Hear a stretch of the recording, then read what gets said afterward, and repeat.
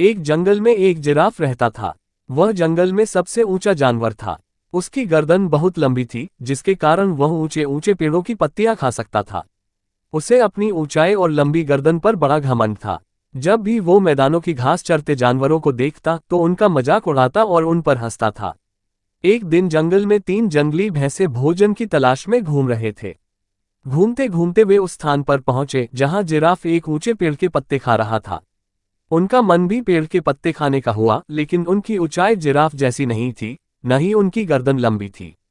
इसलिए वे जिराफ के पास जाकर बोले, जिराफ भाई, थोड़े पत्ते हमें भी दे दो, हम भी जरा इन पत्तों को चख कर देखें।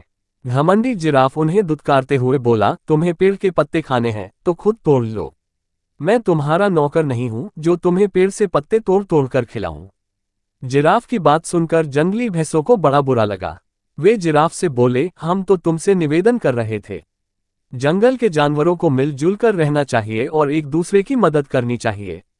ज्ञान मत बघारो, चलो भागो यहाँ से। जिराफ ने गुस्से में कहा और पेड़ के पत्ते खाने लगा। तीनों जंगली भैंसे नीचे मैदान की घास चरने लगे। तभी अचानक वहां एक शेर आ गया। वह दिन भर से भूखा था और बड़े शिकार की तलाश में था।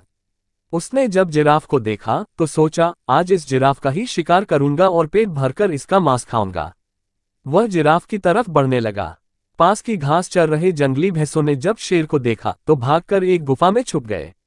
पेड़ के पत्ते खाते जिराफ का ध्यान शेर की तरफ नहीं था। जब शेर जिराफ के पास पहुंचा और जोर से दहाड़ा, तब जिराफ ने उसकी तरफ देखा। डर के मारे उसकी घिघी बंध गई। वह मदद की गुहार लगाने लगा। पास ही गुफा में छुपे जंगली भैंसों ने उसकी गुहार सुनी। एक भैंसा बोला, इस घमंडी जिराफ का यही अंजाम होना चाहिए। दूसरा भैंसा बोला, बिल्कुल सही, इसने हमें खाने को पत्ते नहीं दिए थे।